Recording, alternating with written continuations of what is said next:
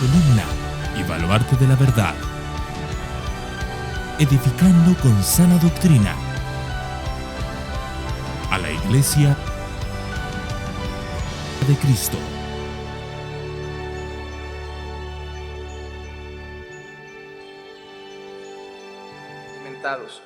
Y hoy, siguiendo con Oseas, vamos al capítulo 4 y vamos a estar leyendo solo 3 versículos hoy. Oseas capítulo 4, versículos 1 al 3. Y dice así la palabra del Señor: Escuchad la palabra del Señor, hijos de Israel, porque el Señor tiene querella contra los habitantes de la tierra, pues no hay fidelidad ni misericordia, ni conocimiento de Dios en la tierra.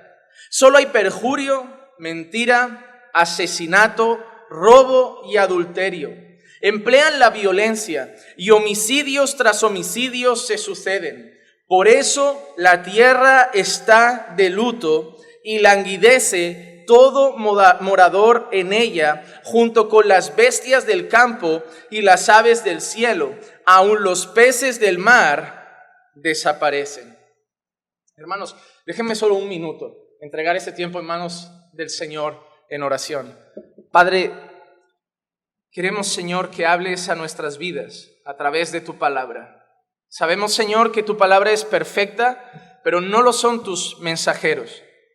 Son solo hombres, Señor, en tus manos.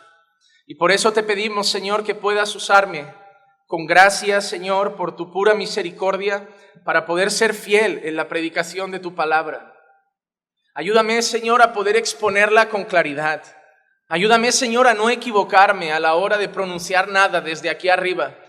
Señor, líbrame de decir así dice el Señor y tú no hayas hablado. Líbrame, Señor, de decir que tú has dicho algo que no has dicho. Pues sabré, Señor, y sé en todo momento que seré medido, Señor, por cada una de las palabras que yo pronuncie. Y por eso, Señor, me da temor y te pido que me ayudes a ser fiel en esta exposición, que sea tu Santo Espíritu el que obre y que llegue al corazón de mis hermanos. Sabemos, Señor, que cuando la semilla es lanzada, Señor, hay diferentes suelos.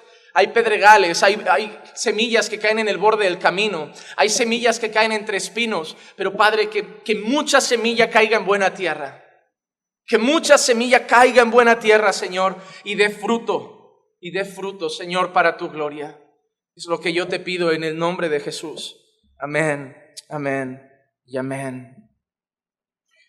Hermanos, seguimos con nuestro libro, seguimos con Oseas. Y vamos a dejar el tema de Gomer a un lado. Hemos estado viendo en 3 capítulos que la manera como el Señor ha ido hablando a su pueblo y cómo se ha ido expresando ha sido con un lenguaje que hablaba de matrimonio. Llamaba a Oseas, al profeta que representaba al Señor, a ir a buscar a una ramera, a casarse con una ramera, a tomar una ramera, una mujer indigna e impura, a tomarla para sí, a casarse con ella, incluso, si recuerdan al principio, a tener hijos que llama hijos de prostitución. Y el nombre que le pone incluso a cada hijo tenía que ver con un juicio, con sangre, con una relación rota, con falta de amor, con distancia entre Dios y su pueblo. Y luego seguimos adelante viendo ese lenguaje de matrimonio y vimos en el último capítulo que tratamos como Dios vuelve a decir a Oseas, ve y toma una mujer adúltera, amada por otro hombre y ámala. Y ese es el lenguaje que lleva usando el Señor 3 capítulos. Un lenguaje de matrimonio en el que está mostrando a un esposo fiel que es el Señor, pero por otro lado está mostrando a una mujer infiel, a una mujer adúltera que representa al pueblo del Señor, que ha cambiado a Dios por otros dioses, que ha cambiado a Dios por los ídolos, que Dios ya no es su deleite, que ya no ven a Dios como su proveedor, que ya no ven a Dios como su protector, sino que han ido a poner su confianza en otros ídolos, en otros placeres, en otras fuentes de gozo. Y el Señor les está diciendo que están rompiendo la relación que hay entre ambos. A pesar de eso, lo que vimos en los 3 capítulos es un Dios muy amoroso.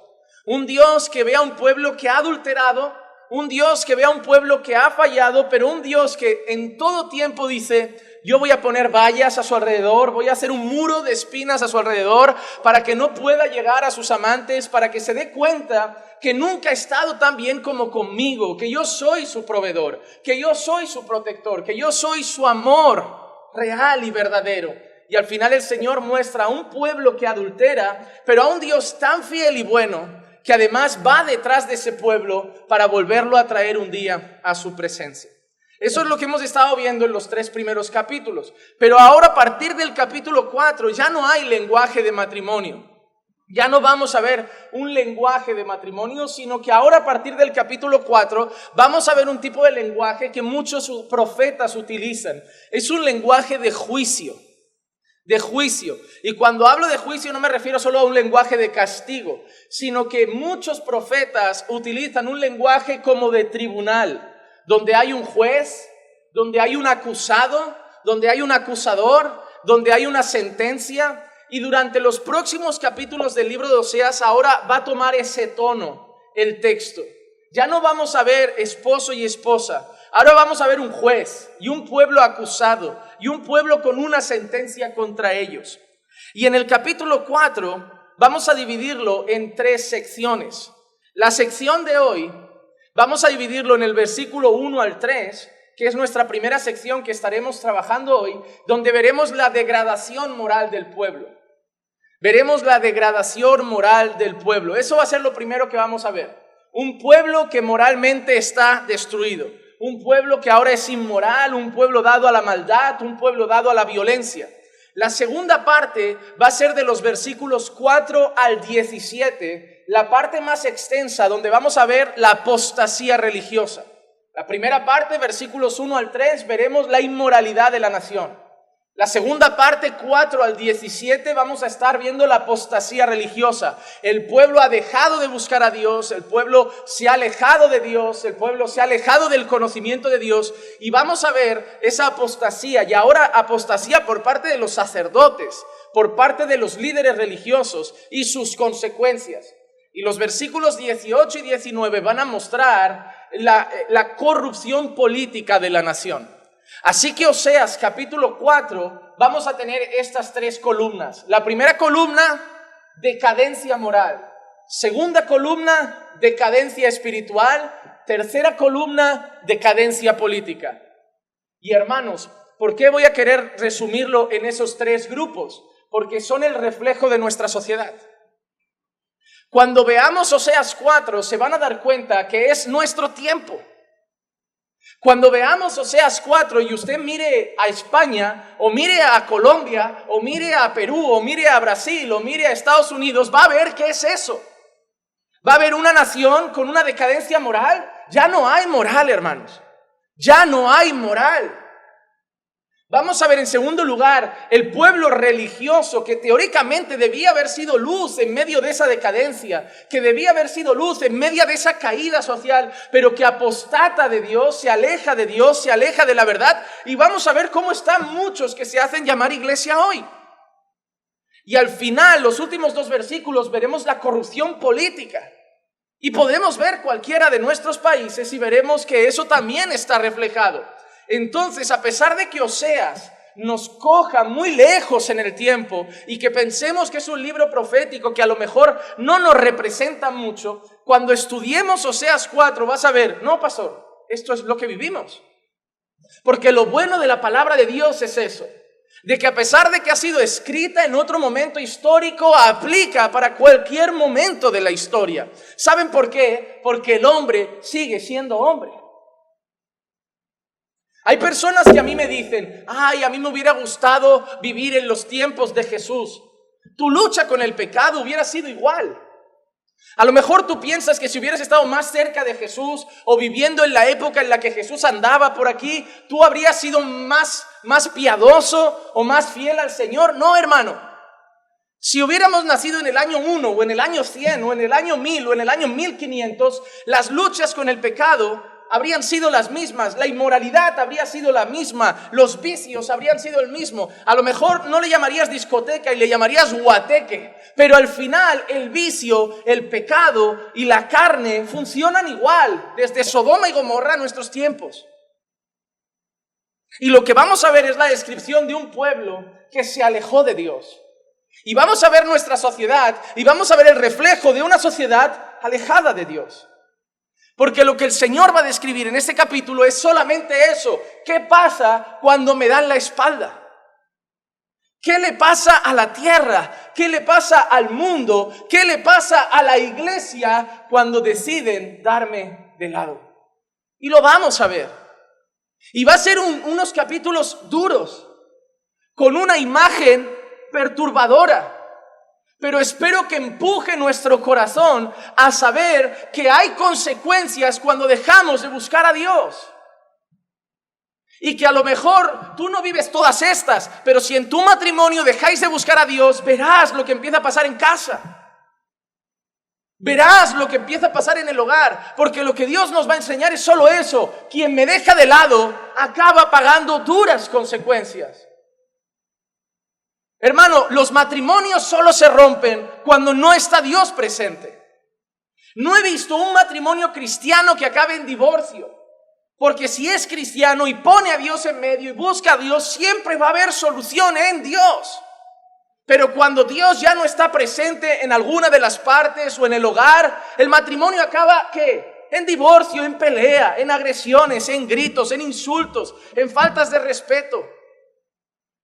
Cuando las escuelas norteamericanas, la gente empezó a decir, quitemos a Dios de las aulas, no queremos Biblia en las aulas, no queremos una oración al principio de las clases. ¿Qué empezó a pasar? ¿Dónde está la moral? Estados Unidos, un montón de detectores de metales en la entrada de institutos, de todas las matanzas que han habido ya. Cuanto más quitas a Dios de las aulas, más llenas las prisiones de tu país. El mundo alejado de Dios va a ser lo que vamos a ver hoy. Y empezamos con un lenguaje de juicio, de juicio. Ya no es matrimonio, ya no es una mujer adúltera, ya no es una ramera y un esposo, ahora es un juicio. Un juicio. Y empieza así nuestro texto. Escuchad la palabra del Señor, hijos de Israel, porque el Señor tiene querella contra los habitantes de la tierra. Y esa palabra querella la podíamos denunciar, la podíamos traducir de varias maneras, pero representa un juicio. El Señor tiene una queja, el Señor tiene una apelación, el Señor tiene una denuncia contra los habitantes de la tierra. Una querella es esto, una denuncia, una queja. Y nuestro texto empieza así. Dios sentado en su trono como el gran y perfecto juez, mirando a la sociedad y diciendo, escuchadme porque tengo una gran queja contra vosotros. Este lenguaje de juicio, este lenguaje de tribunal, de un juzgado, es muy usado por los profetas. Por ejemplo, Jeremías capítulo 25, versículo 31 dice, ha llegado el estruendo hasta el fin de la tierra porque el Señor tiene ¿qué tiene? Un pleito contra las naciones. ¿Entra en qué? Juicio contra toda carne. A los impíos los entrega a la espada, declara el Señor. Pleito, juicio, lenguaje de tribunal, ¿verdad? Una denuncia, una queja. Y va a juicio contra ese pueblo. Miqueas capítulo 6, versículo 2. Oíd montes la acusación del Señor y vosotros perdurables cimientos de la tierra, porque el Señor que tiene un litigio contra su pueblo y con Israel entablará juicio. Litigio, querella, juicio, acusación. Esto es la escena de un tribunal, ¿verdad? Es la escena de que te llega una carta, usted tiene una querella, usted tiene una acusación, preséntese ante el tribunal porque alguien le ha puesto una denuncia. Y lo que vamos a ver ahora es eso, es exactamente eso. Vamos a ver al pueblo sentado en el banco acusador y a Dios sentado en el banco del juez y también del abogado acusador. Así que el pueblo va a estar ahí, siendo acusado por su pecado, siendo reclamado por su pecado. Y Dios va a estar delante, mostrando toda la maldad que pasa y el por qué Dios está en un juicio contra los habitantes de la tierra y más concretamente contra su pueblo. Pero lo que debemos ver antes de todo esto, antes de ver las acusaciones de Dios, antes de ver el juicio de Dios, tenemos que ver el por qué ha pasado. El por qué ha pasado. Hermanos, yo creo que todas las cosas tienen un porqué. Yo no soy, desde pequeñito, no soy el que acepta un porque sí. Creo que todo tiene un motivo, todo tiene un origen, todo tiene una fuente, que al final cuando uno ve a una persona de una determinada manera y te pones a conocer a esa persona, al final encuentras el por qué actúa de esa forma, el por qué tiene ese carácter. No lo justifico, no justifico que a lo mejor la gente, no sé, tenga un determinado mal carácter y lo conozcas y veas que ha tenido una infancia perturbadora. Puede ser causa de eso, pero no creo que lo justifique, Yo no soy de esas personas también que crea que uno puede tener un mal carácter y decir es que mi padre me pegaba y no me quería, y eso en el fondo creo que hay gente que le va bien, Es como esas mujeres que su marido les hizo algo y le va bien tener eso a mano, para siempre seguir reclamando y diciendo, mira, yo soy esta fiera porque tú me hiciste eso. A veces, hermanos, nos va bien las cosas malas de la vida, porque así podemos ser malos con justificación. Hermanos, eso es cierto. Y esto aplica al matrimonio, aplica a la iglesia, aplica a todo. Nos va a veces bien que nos hagan daño para poder ser malvados y tener una excusa. Soy así por esto.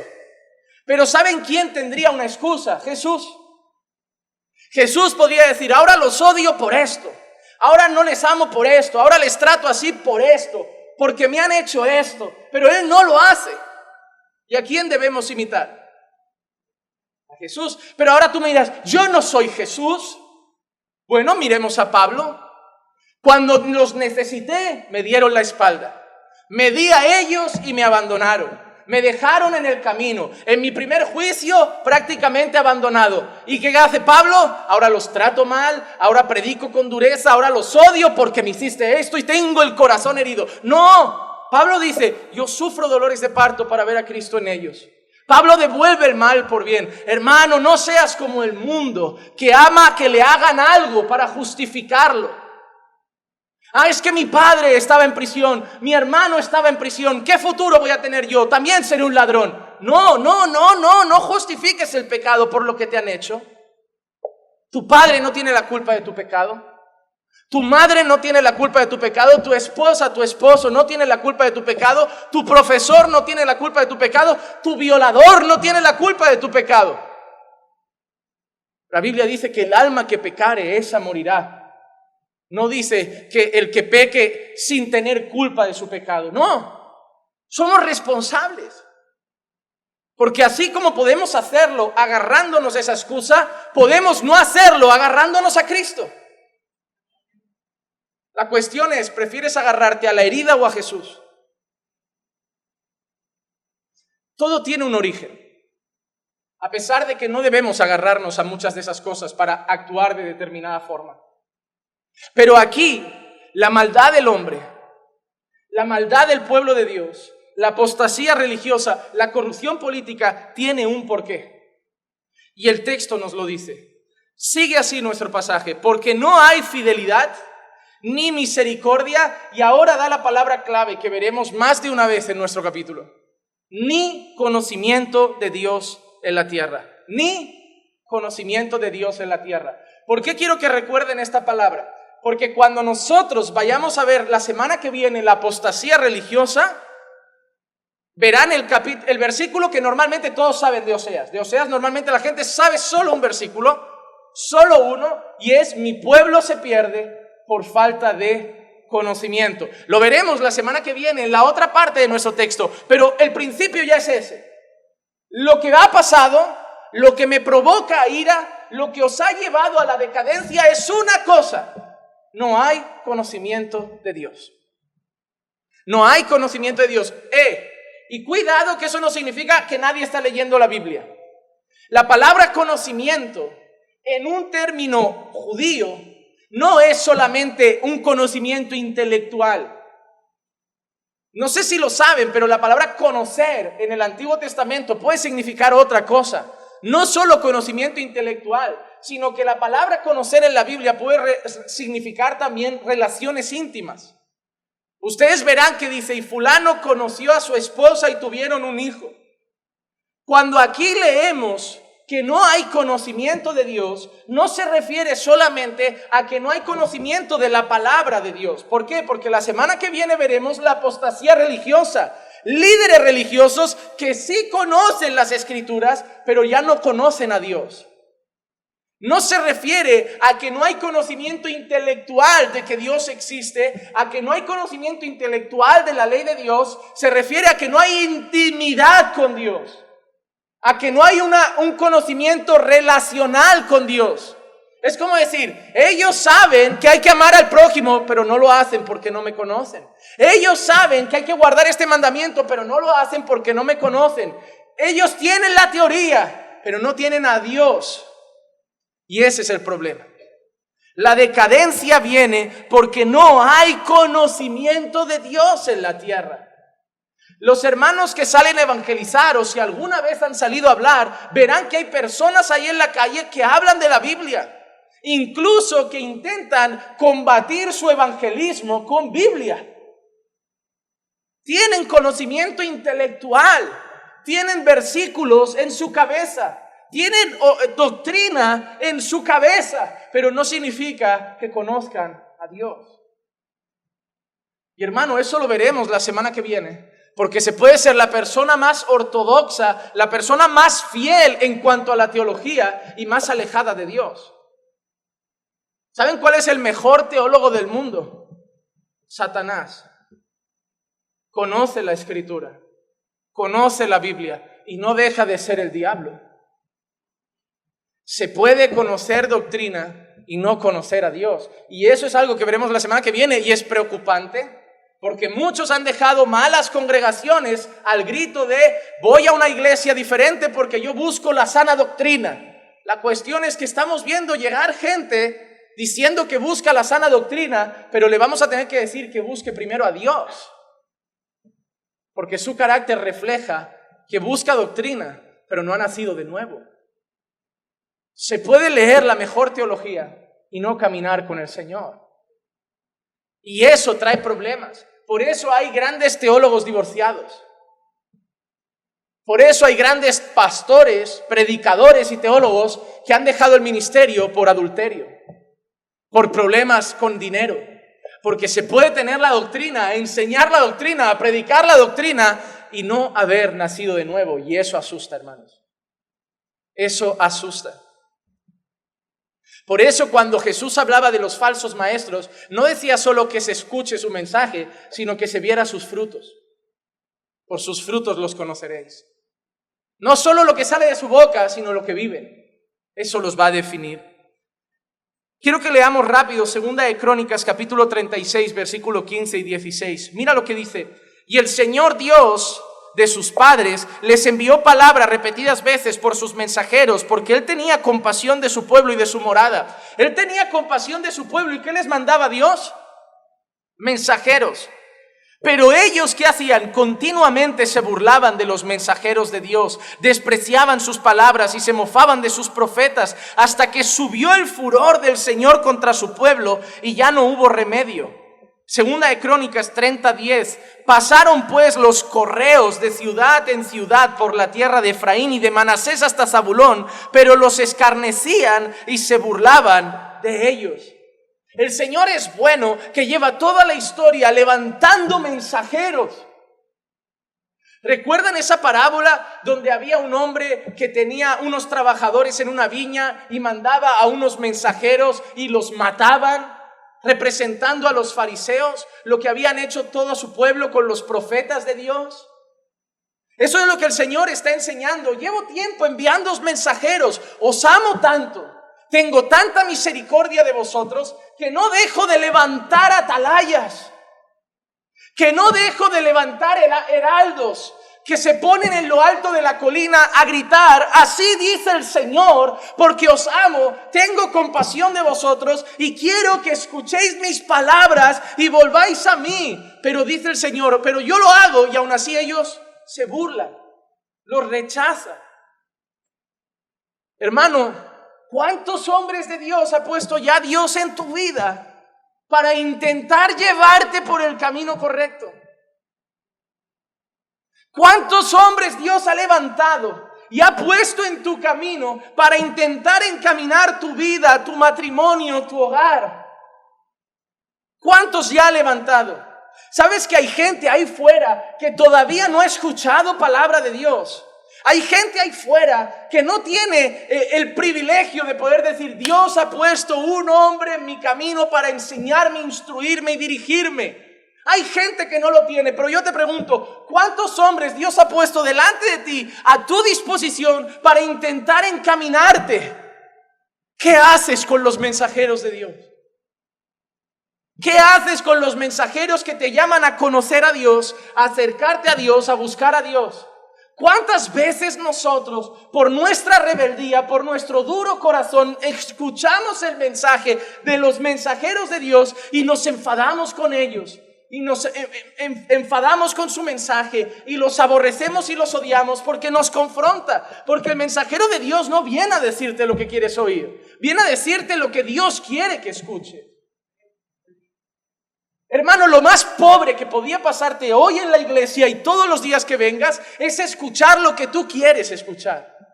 Lo mejor que te puede pasar es escuchar lo que Dios quiere que escuches. Porque si tú quieres escuchar lo que tú quieres escuchar, grábatelo en un audio y ponte los cascos. Pero venimos aquí a escuchar lo que Dios quiere enseñarnos.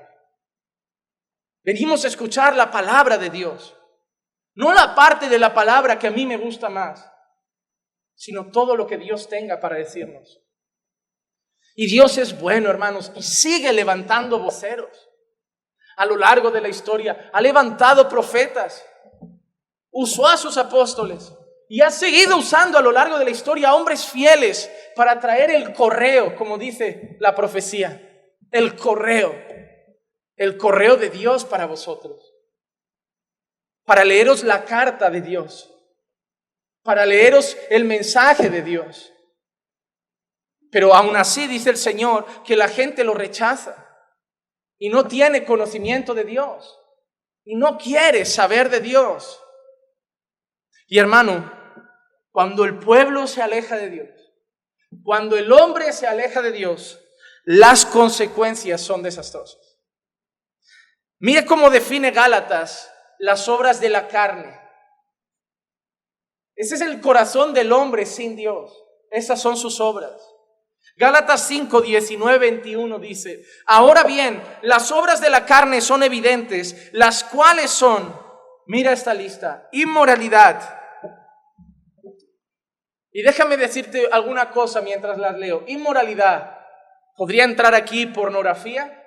¿Podría entrar aquí masturbación? Impureza, sensualidad, señoras que se visten para gustar a otros, vanidades extremas, selfies en Facebook para que la gente ponga me gusta a mi cuerpo serrano. No sé. Idolatría. No es solo una figura de oro, ni de plata o de bronce.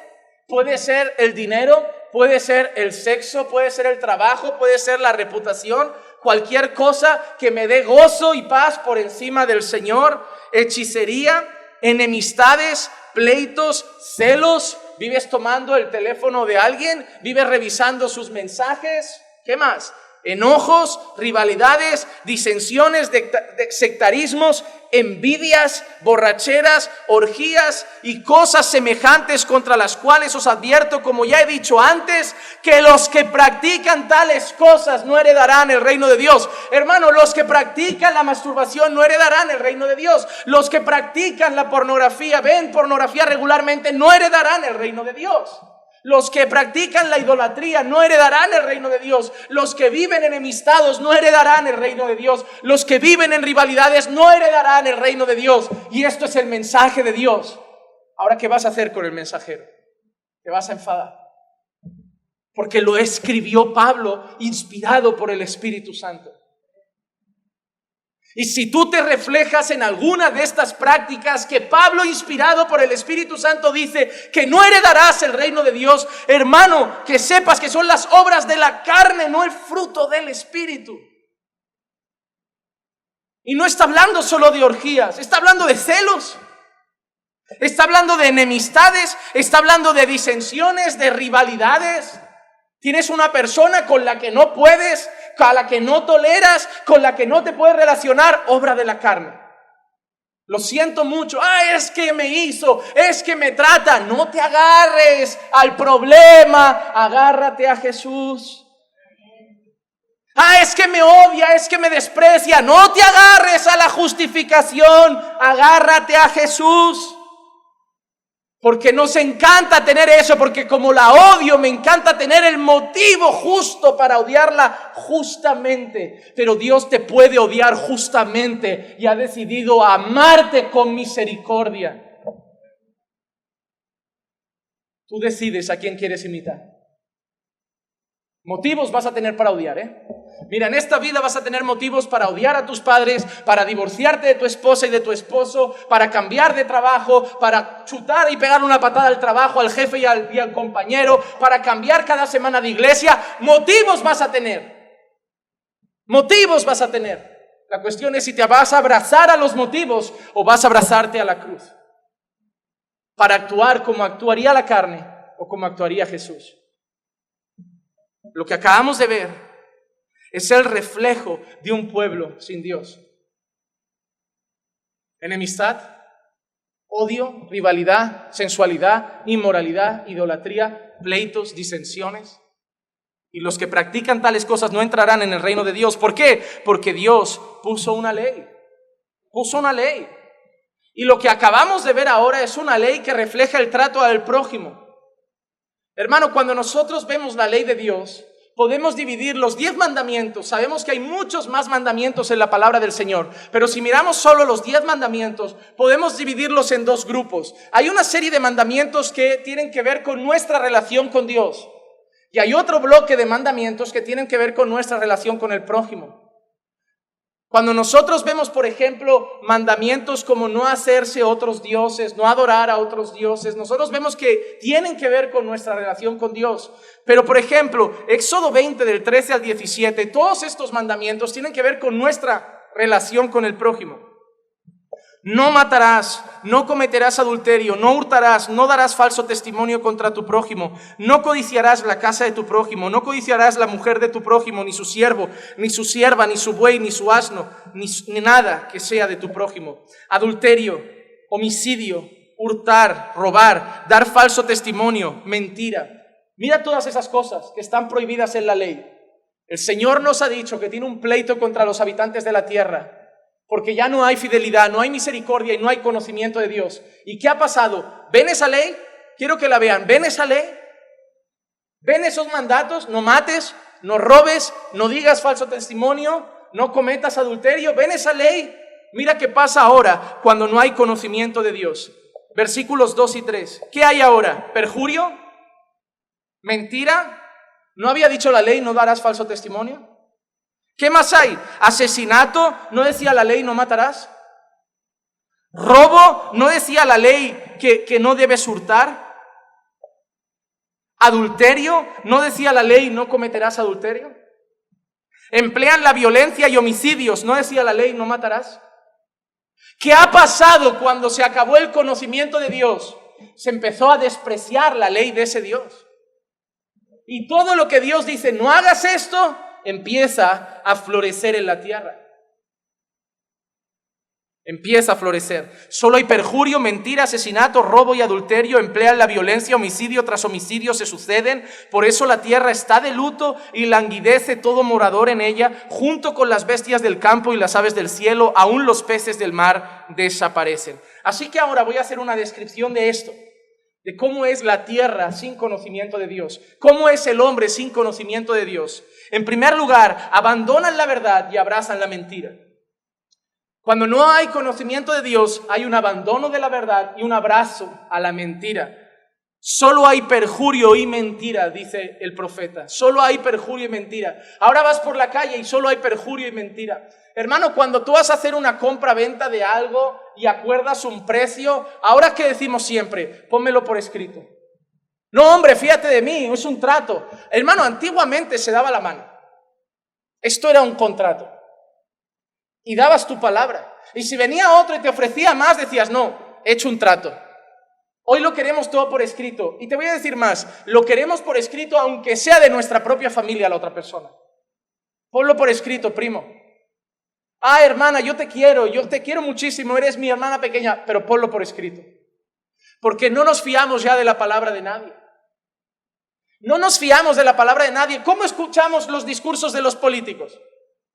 Hermano, dime la verdad, ¿de quién de vosotros invierte tiempo escuchando los discursos de los políticos? ¿Saben por qué no lo hacemos? No porque no sean elocuentes, no porque no sean convincentes y no porque no suenen bien. La verdad es que no escuchamos el discurso de los políticos por un solo motivo. ¿Sabes cuál es, verdad? Porque no nos lo creemos. ¿Sí o no? Suenan bien, suenan bonito y todo discurso dice, no, a este hay que votarlo. Pero ¿cuál te crees? ¿Cuál te crees? La culpa también la tienen hasta los padres. Si haces esto, te llevaré a PortAventura. Si apruebas todas, te compraré la bici. Luego apruebas todas la bici. No, hijo, ahora no se puede, no va bien. Mentiroso. No, pastor, no soy un mentiroso. Dijiste algo y no lo cumpliste, ¿qué eres? Un mentiroso. Por eso la Biblia nos llama a no prometer antes que prometer y no cumplir. Mejor guárdatelo y si tu hijo aprueba, le das el premio, se puede decir, hijo, mira, te quiero recompensar por tu esfuerzo. Pero no le mientas. No confían muchos hijos en la palabra de los padres. Esposas y esposos ya no confían a veces en la palabra el uno del otro. No confiamos en la palabra de los políticos. No confiamos en las palabras de los jefes. No nos fiamos de las palabras de los compañeros de trabajo. No nos fiamos de nadie. No nos fiamos de nadie. Porque el mundo está lleno de perjurio y de mentira. Proverbios 12:22, los labios mentirosos son abominación al Señor, pero los que obran fielmente son su deleite. Los labios mentirosos son ¿qué al Señor? Hermano, ¿cuándo? Y doy el mismo ejemplo y espero que un día dé ese ejemplo y nadie le haga gracia. Pero cuando llama el de Yastel a las 4 de la tarde y pregunta por el titular de la línea y tú le dices, no está y eres tú. Recuerda este texto, los labios mentirosos son abominación al Señor. Ah, pero es una mentira piadosa, los labios mentirosos son abominación al Señor. Cuando tu marido te dijo que iba con los amigos y quedó con otra, también le parecía una mentira piadosa. Tampoco quería que sufrieras, tampoco quería hacerte daño. Era una mentira para no hacerte daño. Cuando tu hijo adolescente te dijo, voy a quedar con mi amigo y se fue de fiesta, era porque no quería preocuparte. Todo el mundo, repito, busca alguna justificación a la que abrazarse. No quería lastimarle, no quería hacerle daño, le mentí por protegerle. Recuerda la palabra de Dios, los labios mentirosos son abominación al Señor. Los labios mentirosos son abominación al Señor. Y una de las consecuencias de haber dejado de conocer a Dios es que la mentira y el perjurio invaden la tierra. Vamos a ver más cosas. Han abandonado el amor y la paz y han abrazado la violencia y la maldad. ¿Cómo sigue nuestro texto? Habla de asesinato, emplean la violencia y homicidio tras homicidio se suceden. ¿Cómo están nuestras calles? ¿Cómo están nuestras calles? Hace poco un grupo de personas a un joven en una discoteca le pegaba una paliza entre 8 y 9, muerto. Palizas a la salida de la escuela, 3, 4 niñas tirándose de los pelos. Bandas callejeras que, no sé, el otro día había un reportaje y me quedé asombrado, yo no entiendo de este mundo nada, pero decían que para ser parte de la banda, para estrenarse debían matar. Que la manera de entrar en la banda y de estrenarse no solo era recibir una paliza, que me pareció también abrumador, que tantas ganas hay de ser parte de una banda que tenían que darle al chiquillo una paliza unos segundos, sino que además tenía que ser como bautizado con un asesinato. Y no era un enemigo, era simplemente buscar a alguien de la calle, el cartero, el panadero y un tiro en la cabeza. La vida no tiene valor. Hermanos, si a lo mejor en Brasil te pasa por al lado un motorista con el casco todo negro, la gente ya piensa lo peor. No piensas como aquí a lo mejor que es un motorista con un casco negro. Si pasa cerca de ti un motorista con un casco todo negro y como se baje y entre en la tienda con el casco puesto, ya olvídate que el de la tienda ya está entregando su vida al Señor.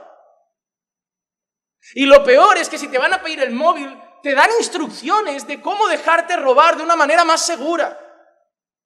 Levanta las manos, mira al suelo, no le mires a la cara, porque así si evitas contacto, te evitas que te vea y te pueda matar. ¿Cuánto vale la vida en esos países?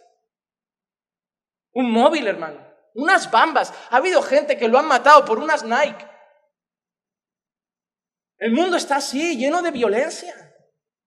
¿Cómo nos manifestamos en busca de la paz y de la justicia? ¿Cómo sale la gente? ¿Qué pasó, por ejemplo, en Colombia cuando vieron esas cosas?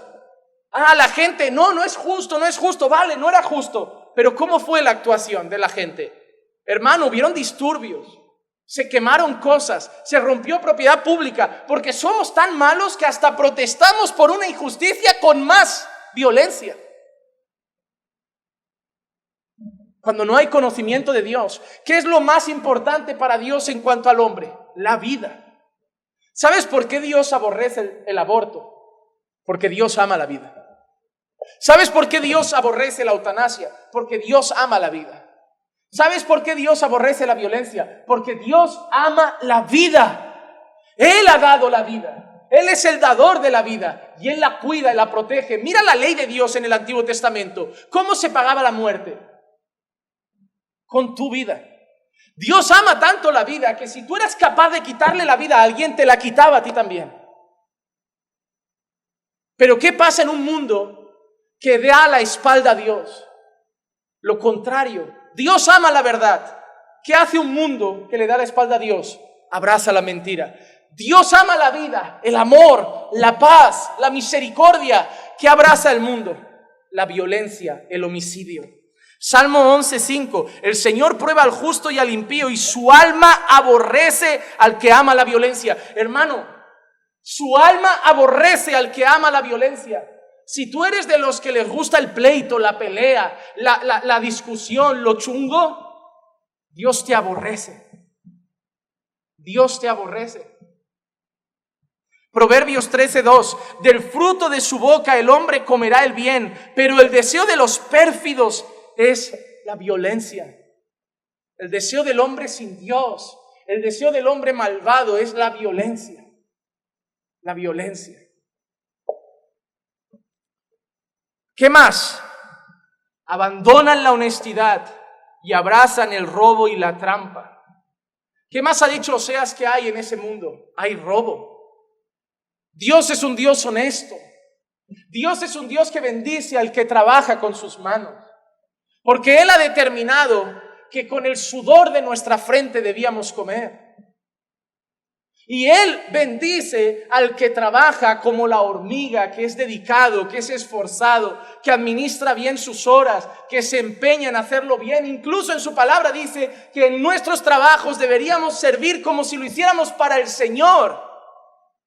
Dios ama un trabajador honesto, Dios ama un trabajador esforzado, Dios ama una persona íntegra en sus finanzas que intenta luchar por ganarse la vida de una forma honesta.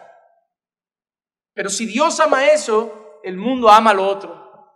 El robo, la trampa, el atajo, la corrupción.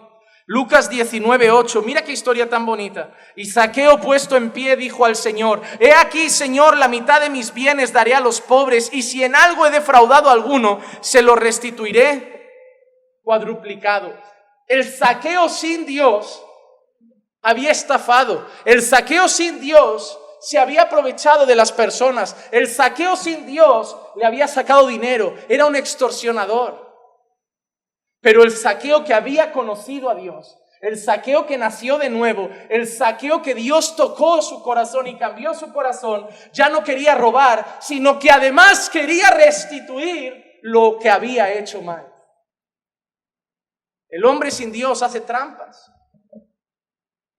El hombre sin Dios es: hazme esto, no. ¿Quieres factura? No me hagas factura. Porque si pago 1,000 y me haces factura, tengo que pagar 1,210. No me hagas factura. Pero hay una diferencia. Puedes pagar 1,000 y saber que vas con la cabeza en el suelo de vergüenza por pecar contra Dios, o puedes pagar 1,210 y tener la cabeza tranquila mientras el mundo te ve como un pardillo, pero Dios te ve como alguien honesto. Tú decides a quién te importa agradar. Tú decides si 200 euros valen pecar contra Dios. Tú decides qué precio le pones a pecar. Tú decides.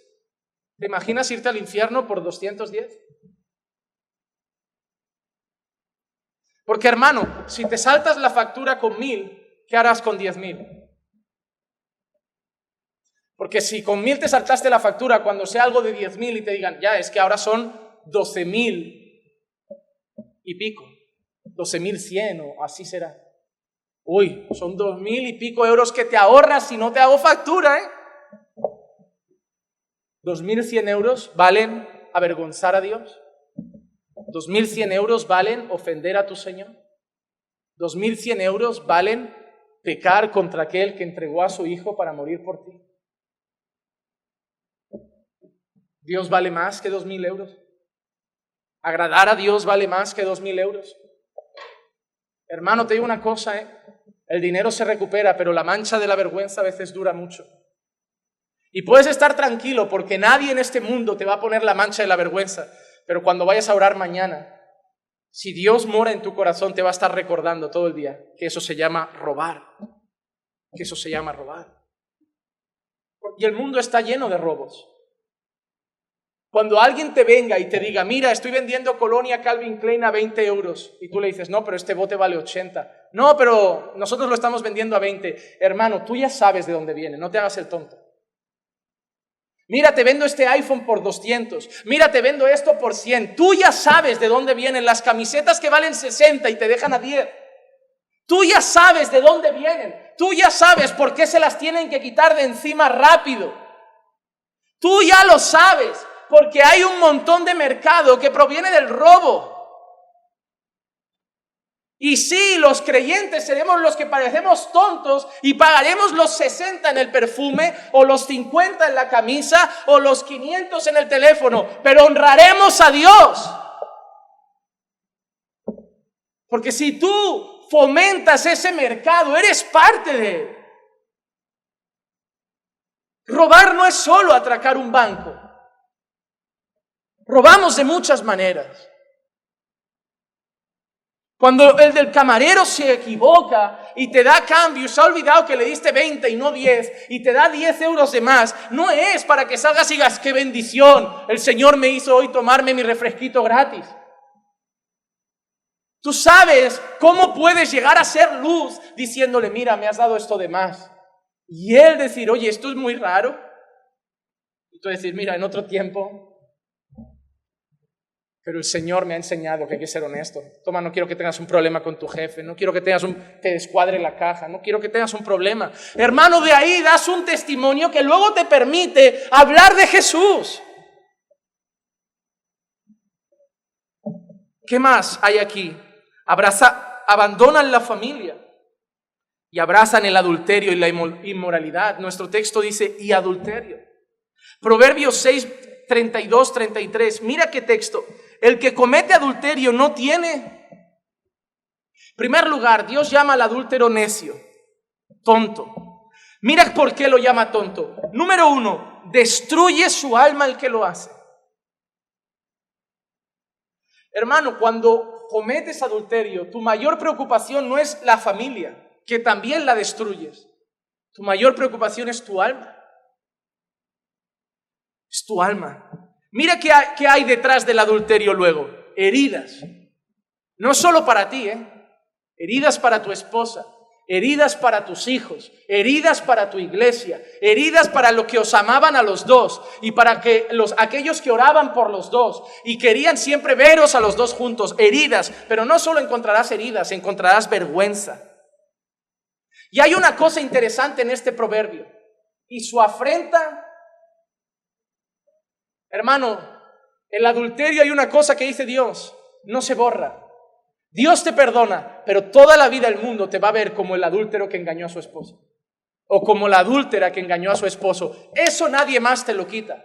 Aunque tu esposa te perdone o tu esposo te perdone, para tu suegra y tu suegro, siempre serás aquel que traicionó a su hija o a su hijo.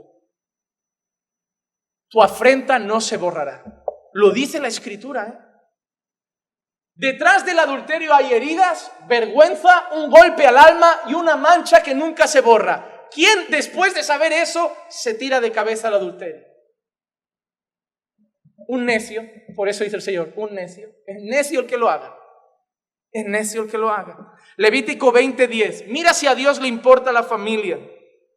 Si un hombre comete adulterio con la mujer de otro hombre, que cometa adulterio con la mujer de su prójimo, el adúltero y la adúltera ciertamente han de morir. ¿Qué pasaría si hoy nos rigiéramos por esas cosas? Hermano, ¿qué pasaría si todos los pecados que el Señor condenaba con la muerte se condenaran hoy con la muerte? ¿Cuánta gente estaría en la sala? ¿Cuántos no habríamos muerto ya por algún pecado? Porque no solo el adulterio se pagaba con la vida, otros se pagaban con la vida. A veces creo que somos tan malvados que ahora no nos matan y aprovechamos para decir, oye, vía libre. Pero déjame decirte una cosa, ¿sabes qué es peor que las piedras de los hombres? La justicia de Dios. Porque las piedras hoy no se lanzan, pero el juicio nos espera a todos. Y eso debería darnos más temor que las piedras. ¿Sabes por qué Esteban no tuvo miedo de las piedras de los fariseos? Porque su juicio ya estaba garantizado. Él no tuvo miedo de las piedras, porque él cuando vio el cielo abierto, él no vio el mazo de un juez que lo iba a desahuciar, él vio el trono de Dios que lo esperaba. No nos tienen que dar miedo las piedras de los hombres, nos tienen que dar miedo nuestra condición ante el juicio de Dios. Abandonan la familia y abrazan el adulterio, la inmoralidad, la impureza. ¿Qué más? Abandonan el cuidado de la creación y abrazan su destrucción. Mira qué dice también nuestro texto. Y languidece todo morador en ella, junto con las bestias del campo y las aves del cielo, aun los peces del mar desaparecen. Bestias del campo, peces del mar, ¿qué dice Oseas que pasa? Hermano, ¿cuántas especies se han extinguido ya? ¿Qué pasa con el hombre que se aleja de Dios? ¿Cómo ve a los animales? Hermano, tú sabes que cuando uno se convierte, cuando uno conoce al Señor, cambia hasta nuestra manera de ver la creación. Miren, te parecerá tonto, pero yo tiraba 1000 cosas por la ventanilla del coche. Para mí la ventanilla del coche era una papelera andante. Chicle, fuera. Una lata, fuera. Todo fuera, fuera, fuera. Y no digo que algún día no se me haya ido la cabeza. Estoy en un proceso de santificación. Pero hermano, me siento mal ahora de pensar en eso. Yo vivo en una casa cerca de un bosque y cuando a veces andamos por ahí hay latas, hay bolsas de gente que ha subido, ha comido y ha dejado ahí la basura. Ahora ya no veo solo un bosque, ahora veo creación de Dios. Hermano, yo no entenderé las corridas de toros en la vida. Yo no entenderé nada que implique lastimar a un animal, a no ser que sea con el único fin de alimentar al hombre. Porque yo creo que Dios dio los animales para que nosotros nos enseñoreáramos sobre ellos. Está en la Escritura. Yo nunca voy a tratar a mi perro como una persona. Jamás estaré tan loco de hacerle un cumpleaños a un perro. Y ni llamar a mi perro mi bebé. Es un chucho. Cuando tú lo lleves a otro sitio, si le dan comida y 4 caricias, ya se olvida de ti, porque es un chucho. Y tengo 2 y los quiero mucho y juego con ellos y no les falta comida y les compro de tanto en tanto un palito para que no les huela tan mal la boca y los acaricio y los paseo, pero son perros, no son gente. Nunca le pondré la mano encima con rabia, nunca le pegaré una paliza, ni lo amarraré bajo la lluvia para que esté sufriendo, pero son perros. Pero ahora no veo la creación como algo que yo pueda explotar. Yo no entiendo la caza deportiva, a no ser que sea una caza para alimentarse. No entiendo el cazar para colgar una cabeza, llevarme un trofeo, arrancarle los colmillos a un elefante. No lo entiendo. Eso es el corazón del hombre que quiere marfil, que quiere productos, que quiere pieles y mata y va exterminando todo. Proverbios habla de que el justo cuida a su bestia. Porque el Señor nos las ha puesto para nuestro bien. Las tenemos que cuidar porque sirven para nuestro bien. Pero el hombre sin Dios dice que destruye la creación, extermina las especies, arrasa con todo. Romanos 8, 20 y 22, porque la creación fue sometida a vanidad, no de su propia voluntad, sino por causa de aquel que la sometió en la esperanza de que la creación misma también será liberada de la esclavitud de la corrupción a la libertad de la gloria de los hijos de Dios. Pues sabemos que la creación entera aún gime y sufre dolores de parto hasta ahora. El pecado que trajo Adán no solo trajo la muerte a los hombres, sino que trajo sufrimiento a la creación que está gimiendo de dolor. Hermano, la creación también está esperando la venida de Cristo, porque será restaurada, será renovada y volveremos a vivir ese perfecto paraíso que destruyó el pecado. Hermano, mire cómo está la tierra. Adulterio en vez de fidelidad en el hogar. Adulterio, inmoralidad en vez de pureza. En vez de honradez, robo y corrupción. En vez de amor y paz, violencia y maldad. En vez de verdad y honradez, mentira, perjurio. En vez de cuidar la naturaleza, tú ves cómo están las playas. ¿Te has imaginado cómo serían nuestras playas si no hubiera pecadores en la tierra? Tendríamos, hermano, paraísos. Paraísos. Y cada vez que ves un documental de National Geographic de mira esta cascada, mira esto, espérate que alguien llegue. Aquí teníamos una cosa preciosa que se llamaba el Salto de Vierge. Era súper bonito. Era una especie de cascadita, la gente iba allí, agua fresca, montaña, río. Empezó a descubrirse el Vierge. Estaba aquí a unas horitas de nada. Empezó a descubrirse, empezó a llegar todo el mundo con la radio a tope, las neveras llenas, las ollas de arroz con pollo, un montón de latas de cerveza. ¿Saben qué pasó con el Salto del Vierge? Cerró. Teníamos un montón de merenderos, de estos de ir a hacer barbacoa familiar. ¿Saben cómo están la mayoría hoy? Cerrados, porque donde llegamos, al mes lo destrozamos. Al mes lo destrozamos. Cada vez que alguien descubre una cala pequeñita en medio de una isla, es mejor que no haga una foto. Déjala quieta. Porque a la que la gente sepa que eso existe, ahí vas a tener un hotel, vas a tener un montón de cosas, turismo, suciedad, destrozado. Destrozado. Cuando fui de luna de miel a Brasil, tenía ganas de ir a Natal, había pensado en Natal mucho, esas playas, esas colinas de arena, y yo me imaginaba un Natal precioso. Hermano, ¿eso está guarro? ¿Eso está sucio? Las películas me habían vendido un Nueva York espectacular. Yo cuando tuvimos que ir a un viaje y tuvimos que hacer varias horas en Nueva York, yo dije, qué guay, la ciudad de las pelis, o sea. Hermano, solo venden lo bonito, Un montón de bolsas de basura por el suelo, mendigos por todos lados, el metro da un miedo, cables colgando. Esto, no, Nueva York parecía una peli de terror. Tenía una parte bonita, pero digo, esta no sale en la peli. Esta no sale. La única parte de la película que nos recordó fue cuando pasamos cerca del Bronx y pasó un señor mirándonos así. Digo, esto sí que es de las pelis, vámonos. Vámonos, que este barrio, no me veo yo muy valiente para estar aquí en el Bronx. Esto no, en las películas nadie acaba bien en el Bronx. Hermano, esta es nuestra sociedad. Y mira cómo ha dicho al final el profeta Oseas en el versículo 3, y con esto voy a concluir ya. La tierra está de luto. La tierra está de luto. Hermano, el peor problema del hombre es creer que nuestro mayor problema ha sido el coronavirus. ¿Sabes por qué la pandemia no es un problema? Porque va a seguir habiendo muerte cuando se vaya la pandemia, porque seguimos nosotros en la tierra.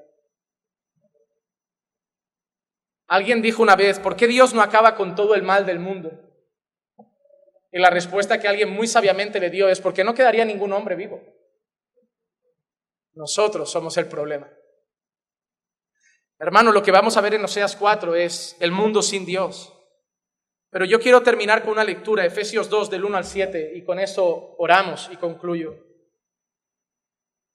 Y Él os dio vida a vosotros, que estabais muertos en vuestros delitos y pecados, en los cuales anduvisteis en otro tiempo, según la corriente de este mundo, conforme al príncipe de la potestad del aire, el espíritu que ahora opera en los hijos de desobediencia, entre los cuales también todos nosotros en otro tiempo vivíamos en las pasiones de nuestra carne, satisfaciendo los deseos de la carne y de la mente, y éramos por naturaleza hijos de la ira, lo mismo que todos los demás. Quiero decirte algo, hermano, esa tierra que hemos visto, ese mundo que hemos visto, tú y yo vivíamos así.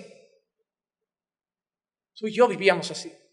Tú y yo amábamos la violencia. Tú y yo amábamos un chisme. Amábamos la mentira.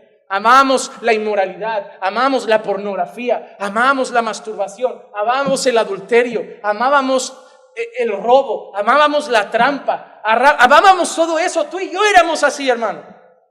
No quiero que veas esto como si algo que tú nunca hayas vivido. Quiero que veas lo que hoy hemos visto como el mundo que tú abrazabas.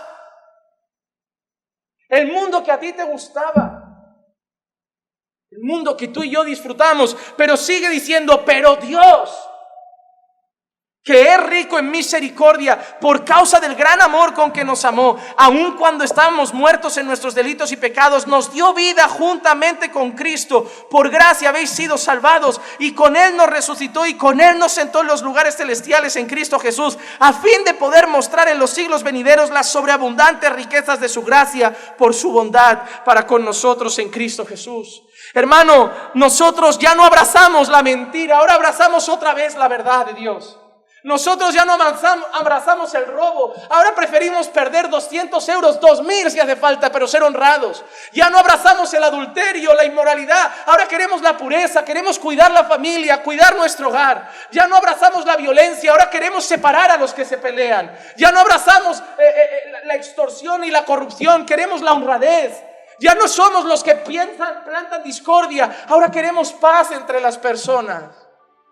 Ya no somos los que mentimos a Yastel. Ahora somos los que le decimos, soy yo, pero no tengo ganas de hablar contigo. Pero somos honrados. Digo, mira, te podía mentir como todos, decirte que estoy trabajando, que no soy yo o que no está. Pero te voy a ser honesto, no tengo ganas, no me interesa, no me insistas. Para uno que te dice la verdad, acéptala. Y te van a decir, oye, gracias por su honradez. Nosotros éramos así. Pero ahora volvemos a abrazar la voluntad de Dios. Volvemos a abrazar lo que agrada a Dios. Porque Dios, que es rico en misericordia, nos ha dado vida en Cristo Jesús. Por eso, hermanos, el mundo está como está. Pero el mundo no necesita un político que traiga la paz. El mundo no necesita un grupo de Greenpeace que traiga el cuidado de la tierra. El mundo no necesita una asociación que traiga buena moral. El mundo necesita a Jesucristo. Porque cuando ellos conozcan a Jesucristo, su familia volverá a ser restaurada, su vida será transformada para volver a agradar a Dios. La solución para un mundo en decadencia moral es el Evangelio. El mismo Evangelio que nos alcanzó y nos transformó y nos dio la moral de Dios, también se lo puede dar a ellos. Hermano, no escondamos el tesoro del Evangelio, prediquemos el Evangelio y veremos cómo la sociedad cambia, cómo las familias cambian, para la gloria del Señor. Vamos a orar.